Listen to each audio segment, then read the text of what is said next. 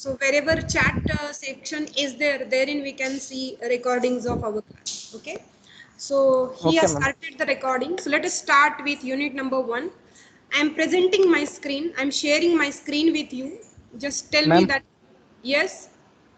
now there is no option of start recording. But recording has been already started. Yes, Aniket Chikne started. Aniket Chikne started. Okay, no problem.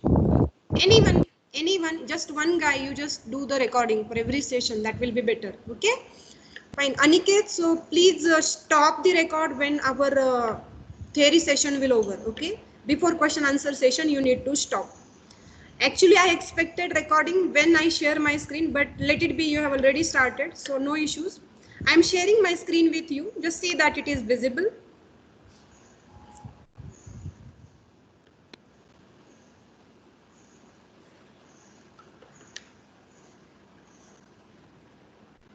Is it visible? Yes, ma'am. Yes, ma'am. What is there on the screen?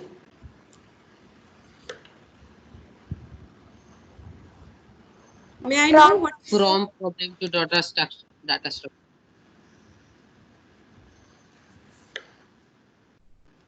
But I shared something else. What is there on the screen? Let's begin IT now. I, Let's begin IT now. it's not IT, it's it. Let's begin it now. Let's begin it now. What is to be started? We are going to learn data structure. So that's why it is written like, let's begin it now. It's not let begin IT now. So as I already told, these are the contents of unit number 1. Unit number 1 is divided into 4 halves. First half is introduction, wherein you will learn what is problem and then how we can use logic, algorithm and data structure to solve that problem. Then second half of the unit is talking about data structures, their type, then what is ADT and so on. Third part of unit number 1 is talking about algorithms, wherein you will learn what are the characteristics of algorithm and what are the algorithm design tools. And also we will try to learn how complexity of algorithm is to be calculated. And then in the last section of unit number 1, we will learn various algorithmic strategies which are used to solve real life problems. So I hope contents of unit number 1 are clear. So let us start with very first point, that is from problem to data structure. You can see in the syllabus they have given like from problem to data structure. Now what is a problem? Problem can be as simple as addition of two numbers. We write a program because that program can be given as an input to your computer. Why we need to write a program? Because computer doesn't understand what we are speaking.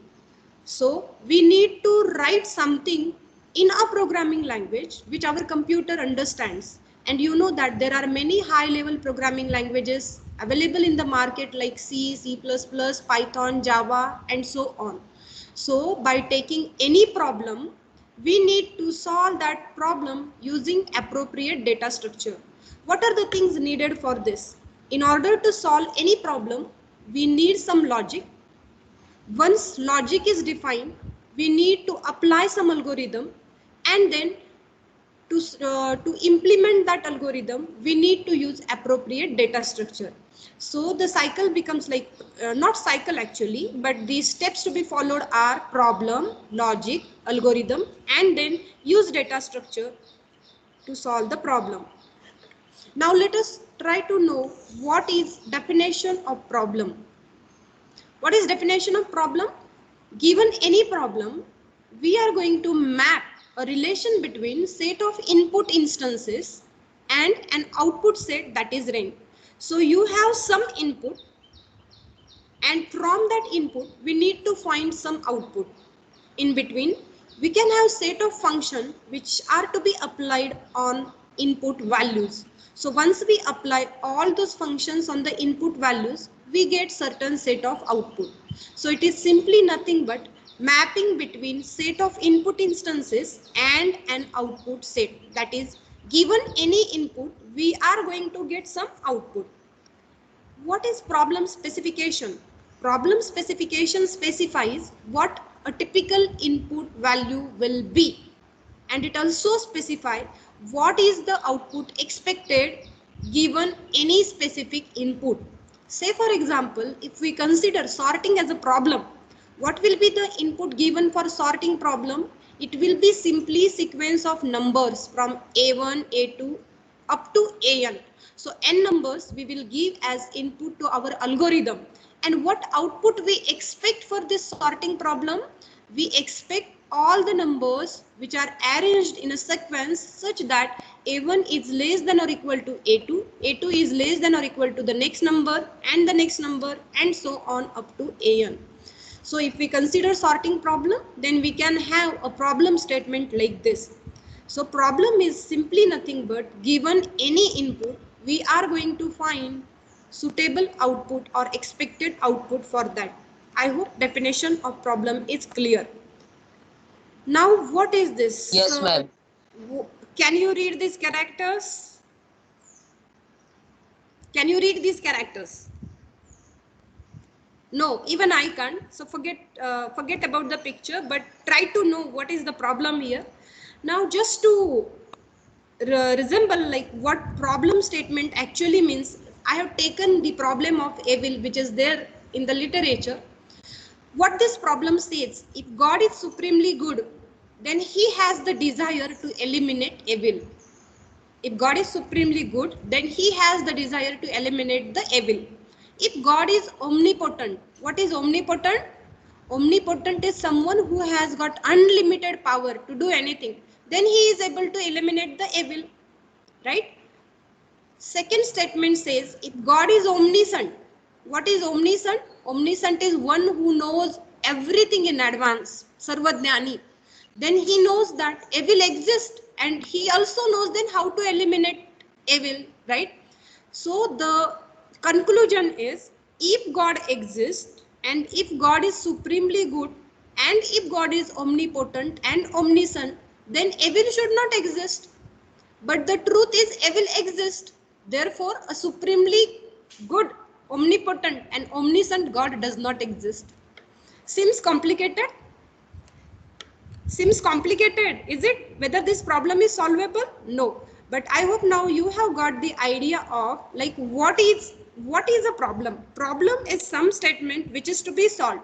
And once you apply certain set of algorithms, set of steps or set of functions on that input, then you are expected to get certain output. So the problem of evil I have just taken for the discussion purpose, but I'm just kidding. It is not the part of data structure, but at least you should understand what your problem statement should tell. Okay, fine.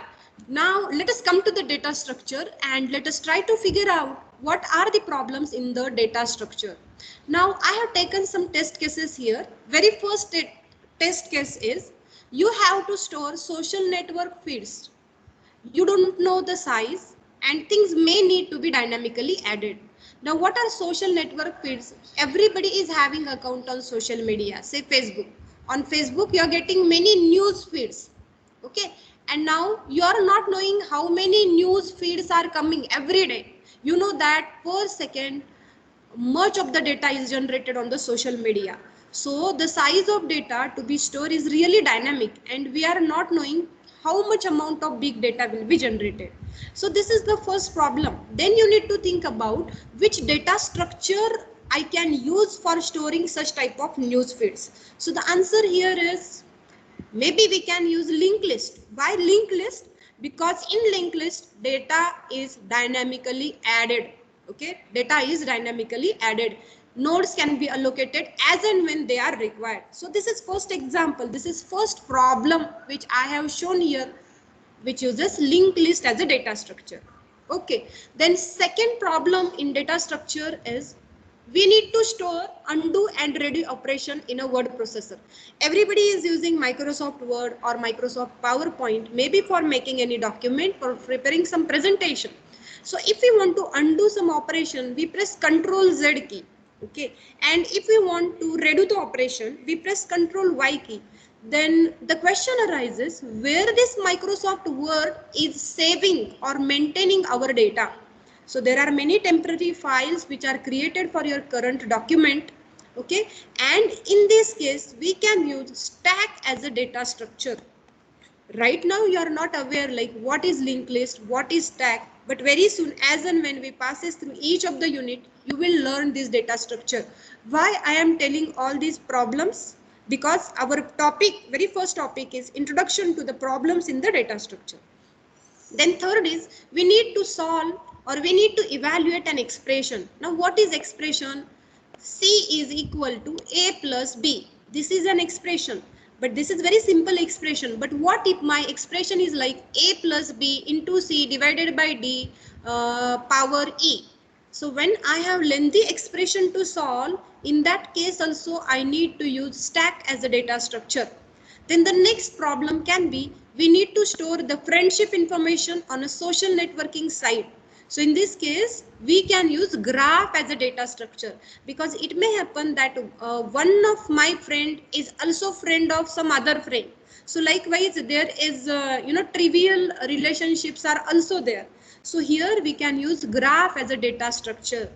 The next is we need to store an image of 1000 by 1000 pixel as a bitmap image, and this is very simple because you know that image is again pixels, they will be arranged in the form of rows and columns, so it resembles to the matrix, and we can use list as a data structure for storing the image. The next problem is to implement the printer spooler so that jobs can be printed in the order of their arrival. We already talked in our introductory session that queues are one of the data structure. Now what are the queues? One who comes first will get access first, and same is the case with printer spooling queue. So the first document which requested the print utility first will be printed first, then the second job will be printed, and then the third job will be printed, and so on. Then the next problem is to implement back functionality in the internet browser. Back functionality. To implement back functionality in the internet browser, in this case also we will use stack as a data structure. To store the possible moves in a chess game, we will be using tree as a data structure. To store a set of prefixed keywords which are referenced every frequently, here also we can use tree as a data structure. To store the customer order information, we can use queue as a data structure. Now, if you have understood this example, you will be able to tell me which data structure can be used to store genealogy information of biological species. Which data structure we can use? Because the biological species, they are divided into multiple types further. So it is very straightforward that we can use tree as a data structure. So if we look back to the previous slides, we were talking about the problem. Now you would have understood by looking at all these examples. In problem, we simply need to map given set of input values to some specific output. You are given with input, you are going to apply some algorithm on that, you are going to apply some set of functions on those input values to get the desired output. Okay, very simple problem I will like to illustrate here. If I want to calculate area of circle, in order to calculate area of circle, what is the input value which I should accept? What is the input? Ma'am, we are now on first slide. Ma'am slide change करा ना. Ma'am, please change the slide. You are on the first slide only. I purposely take you to the first slide. That is of problem. Can you see this problem slide? Yes. Yes, ma'am. Yes, ma'am.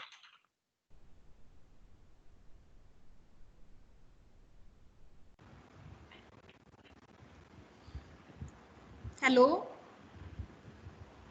Yes, Hello? Huh. Yes. So I was talking about problem slide only. I was talking about how to calculate area of circle.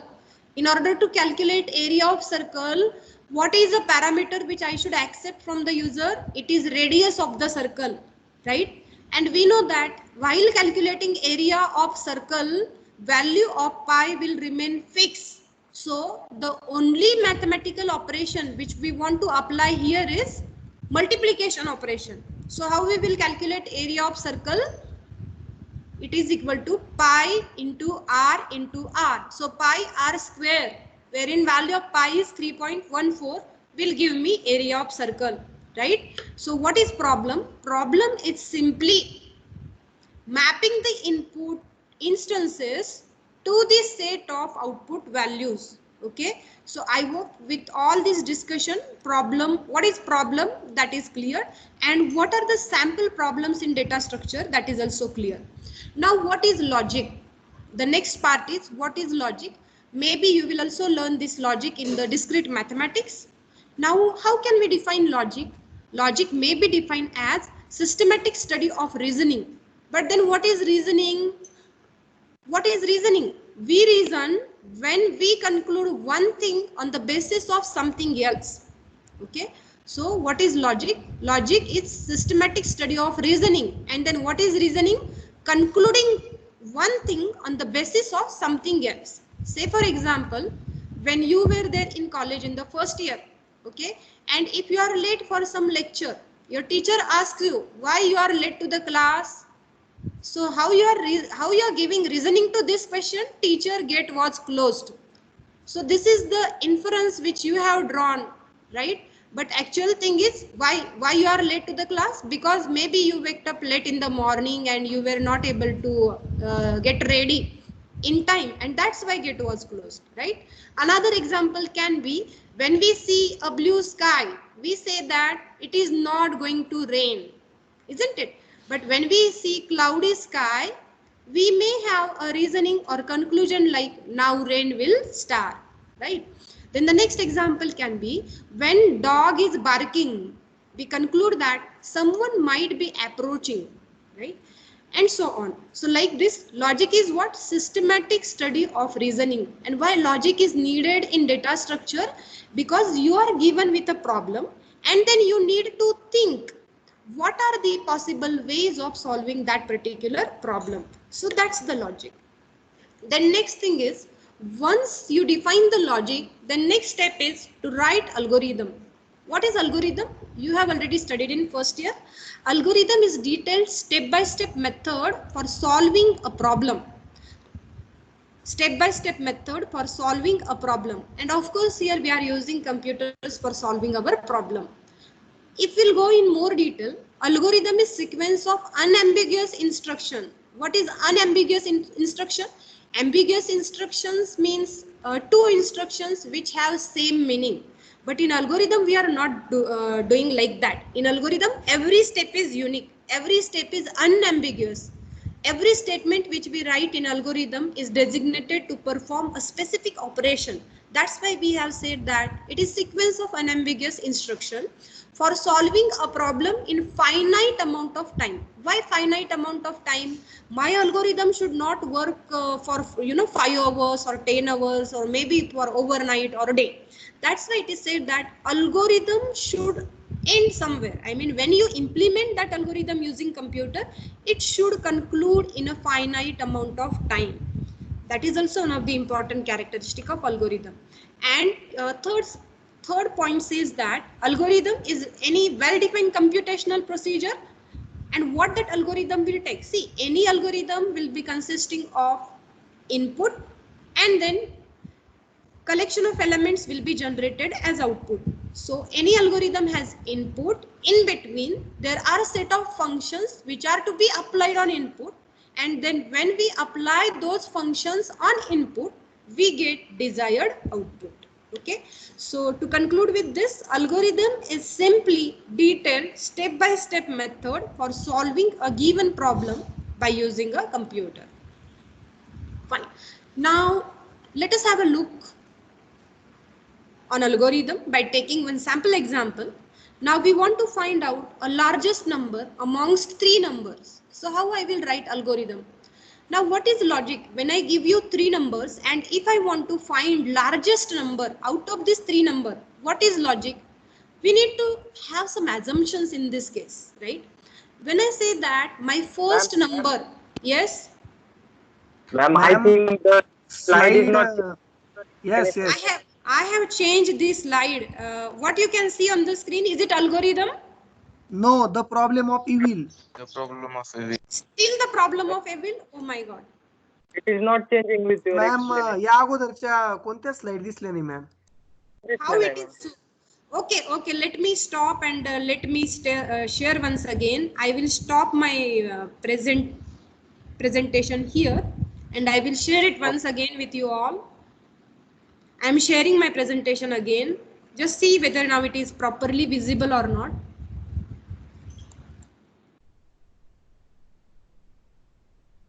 Can you see the algorithm slide now to find largest of three numbers? No, no ma'am. No. Now few problem in real life using data structure. This slide is there. Okay, just a minute. Is it visible now? Yes, ma'am. Yes. What is there on the screen? Yes. To find largest of three numbers. Right, to find largest. But I think when I press F5, it's giving some problem. Just a minute. I hope now you can see. To find the largest of three numbers, let us start. Yes ma'am. Yes, ma'am. Okay, now is it there in the full screen? Can you see the same slide on full screen now? No, madam. No, ma'am. Oh, I think there is some problem. Let us continue with this. Is it readable? And set slide. Yes, ma'am. Okay. Yes, ma'am. Should I explain then algorithm to find largest of three numbers? Yes, ma'am. Yes. Okay. So see, for every algorithm, we need to have some assumptions, right? Now, if I want to find largest number, how I will develop logic for this? First of all, I will consider that first number is largest than second number, right? I need to check whether first number is largest than second. When I will say that first number is largest than rest two, if it is greater than second number and if it is also greater than third number, then we will say that number one is greater than number two. So likewise, you need to think, you also need to have some assumptions when you are going to write algorithm. You can see on the slide, very simple algorithm we have written. So in order to find largest number, of course, the very first step will be start. Second step is we will read three numbers from the user, number one, number two, and number three. In the next step, you will check if number one is greater than number two. If it is so, you will check number one is also greater than number three. So you can see here, if number one is greater than number two, go to the step number 5 and check whether number one is also greater than number three. Then we are printing that number one is largest, right? Now, if number one is not larger than number two, then what is the next possibility? Number one is not greater. So who can be the next greatest number? Number two. So when number two will be greater? If number two is greater than number one and if number two is also greater than number three, then we will conclude that number two is the largest number. So right, in step number 4 you have written if number 2 is greater than number 3, then we print that number 2 is the largest. Else we will print that number 3 is largest number and so on, right? So likewise, when you represent or when you write step-by-step solution in order to solve any problem, it becomes an algorithm.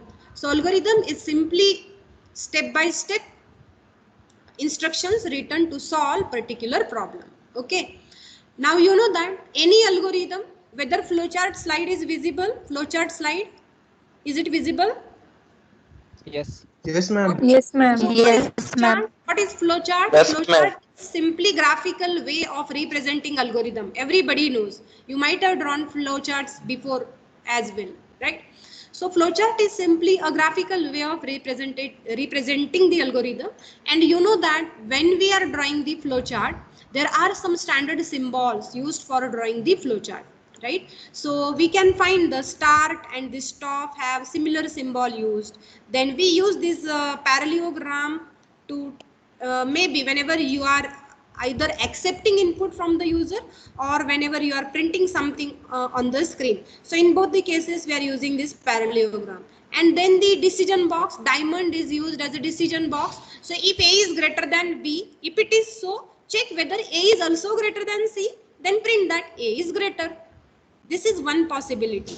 What can be the second possibility? If A is not greater than B, then check whether B is greater than C, right? And then print that C is greater than both of the numbers. Likewise, you can also print for, you can also check the condition for B, and then you can print that B is the largest number amongst other three numbers, right?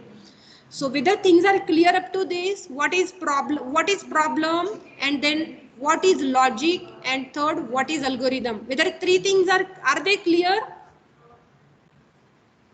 Yes, ma'am. Yes.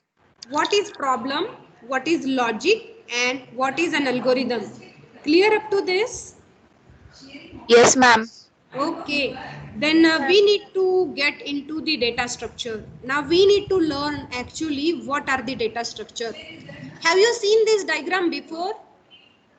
Have you seen this diagram before? Maybe in biology.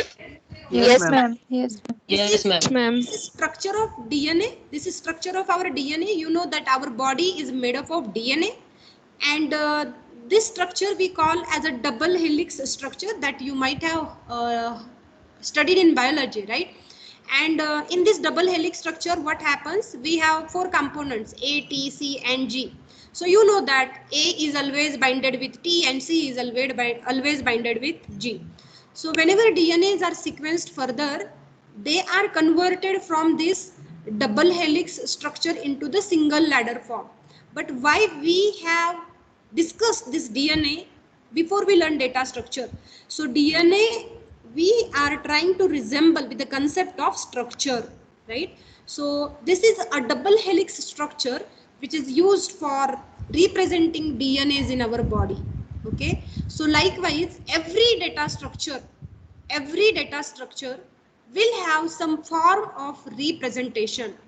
Now coming to the definition of data structure, in very simplest word, data structure is simply a way of organizing or storing data in memory of computer. Getting the definition? Data structure is not difficult at all. What does it mean? It simply means the way of storing or organizing data in the memory of computer.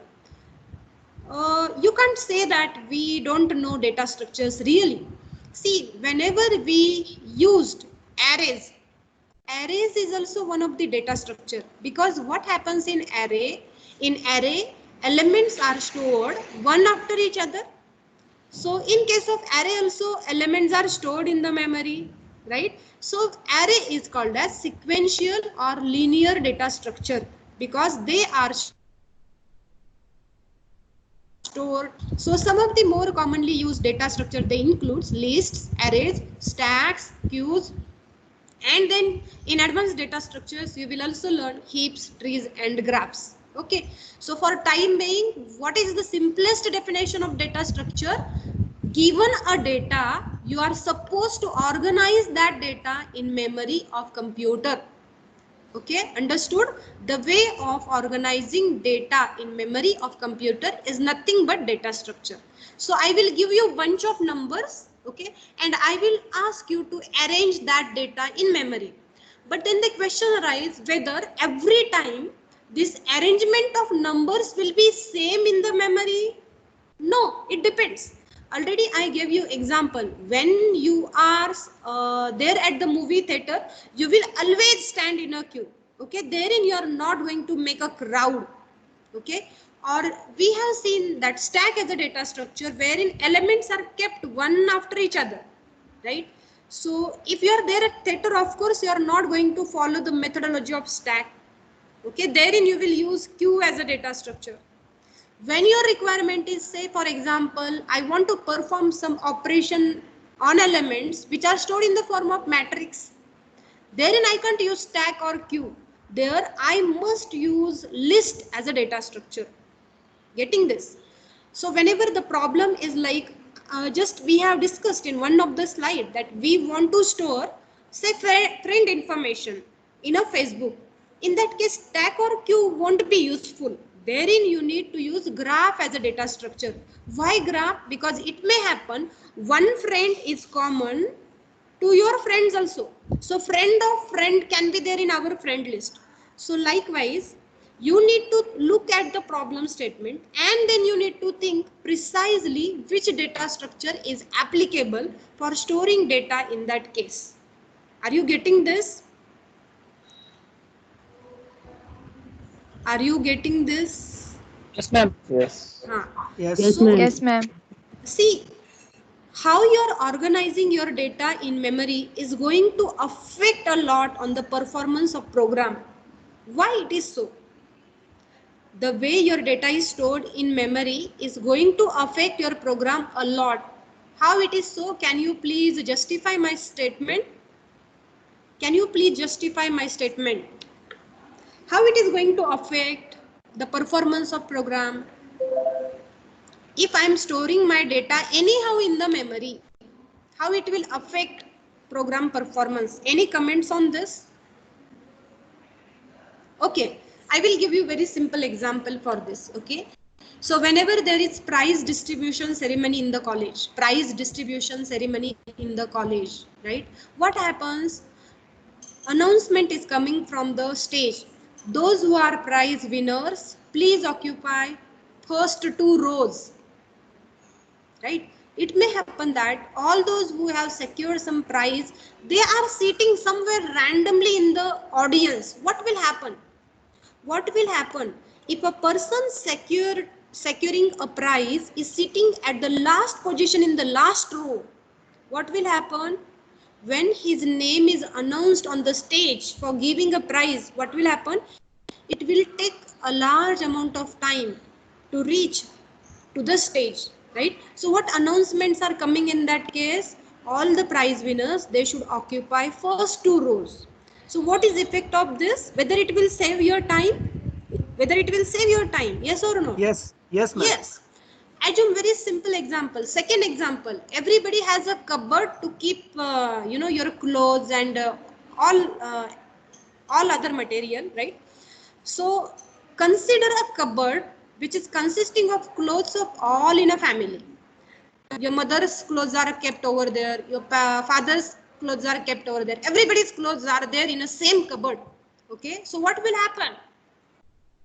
What will happen in the morning? Everybody will shout on each other, right? Why? Because you may not be getting a thing that you are looking for, right? This commonly happens. So what we do in that case, we are making some compartments in the cupboard and then we label those compartments as say mama's compartment, papa's compartment and so on, right? See, these are very simple examples. But why I am giving these examples? So that a concept of like how data should be organized in the memory should be clear to you all.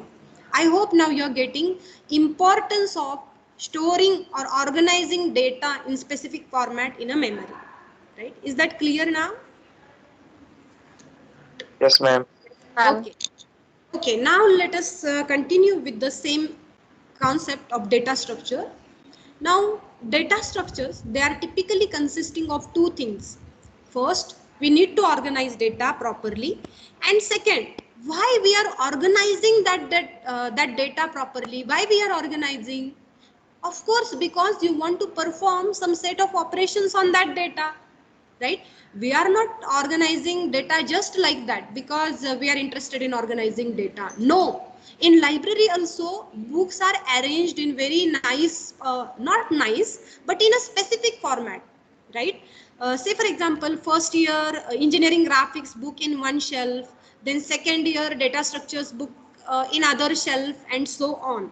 Now imagine a library where this sorting has not been done. Whether that librarian will be able to retrieve the book which the student is asking for? Impossible. Why? Because he will simply don't understand which book is placed where. Right? Now why we are organizing the data? Why library is maintained so nicely in any college? So that retrieval operation will be very easy for them. Right? So what is retrieval? Retrieval is simply picking a book from a specific shelf and offering it to the needy one. So the whole and sole purpose of organizing data in memory is because we want to perform some certain set of operations on that data. Okay, so data structure is a combo of what? Data which is organized and then which set of operations are allowed on that data. Let me give you example of array here. We know how the contents of array are stored in memory. If my array is consisting of 5 elements, how those elements are stored in memory? One after each other, isn't it? So first memory location at 0, then the second element at first, third element at second, and so on. Why I organize data in this format? So that it will be very easy for me to perform set of allowed operations, right? What are the allowed operations on array? What are the set of operations? What operations you can play with array? You can insert element in the array. You can delete element from the array. You can search specific element from array. Are you getting? So likewise, any data structure, if you consider, of course, it will have some certain set of operations to be performed. Okay.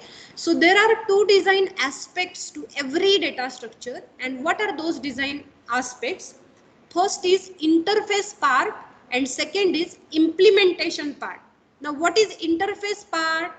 Interface part is publicly accessible functions of the type. So functions like creation, destruction of the object, inserting and removing elements. I already talked about this. So interface is simply nothing but what set of operations you are going to perform on that data structure. And implementation part is what? Implementation part will be independent of the interface. Okay. It will be independent of the interface because basically it will try to focus on how this data will be stored in the memory. Therefore, the details of implementation aspect, they are always hidden out from the user, right? Because see, every day we are using Facebook. Have we ever thought like how the Facebook is maintaining list of best friends and what is there? Mutual friends and other friends. Which data structures they might be using at backend. Whether we are thinking of this? No. But every one of us is aware about what type of operations I can perform with Facebook. Not operations, but what are the functionalities offered by Facebook. You can post a comment, you can upload a photo, you can upload a video, you can comment on someone else's post and so on. So as a user, we always look at the interface part, but implementation part of data structure is always hidden from the user. Are you getting this? Facebook as an example we have taken. Consider simple example. Everybody, every day we are using these cell phones, right? In cell phones, say for example, I have 1500 contacts. I told you that if I want to search for a typical name so that I can call, I type first few letters. Then what it is doing? It is showing me list of all the names starting with those letters. But I never think of like what backend searching algorithm my smartphone is using. We never thought of this. So what I mean to say is we as a user, we always look at the graphical user interface, but we never think of what are the background implementation details used for implementing that particular data structure. Is that clear? So data structure is now a combo of organized data and set of allowed operations. And then depending on this, there are many types of data structures. So type of data structures will vary from language to language. Say for example, here I have shown types of data structures in Java. Not in Java, but generally we do have this classification for data structure. We have linear data structures and we have non-linear data structure. In linear also, there are two subtypes, static and dynamic. Static is array and in dynamic we can have stack, queues and linked list. And in non-linear data structure, we can have trees and graphs. Now this is just a classification diagram I have shown. What we actually mean by linear data structure or non-linear data structure, that we will discuss in the next lecture. I think this is sufficient for today. So just to revise what I taught you today, I gave you introduction of what is problem, what is logic, what is algorithm, and then what is data structure. And we tried to focus a little more on the data structure, and we learned Data structure is a way of organizing data in a memory. And we know that the way how you're organizing data will play an important role while calculating performance of your algorithm. Why? Because if your data is organized systematically in the memory, then and then only it will be very easy for you to fetch it in very short amount of time. And then the last point which we discussed was data structure is a combo of two things. First is, what is first one? First one, data itself which is stored in the memory, and second is what are the set of allowed operation. So in brief, the interface part and the implementation part. We as a user, we always focused on interface, but the details of implementation of data structure, they are always kept hidden from the normal user. So I think this is sufficient for today. I hope that you have understood whatever I have taught. Now, if you have any doubt, any questions, your queries are welcome. Any question?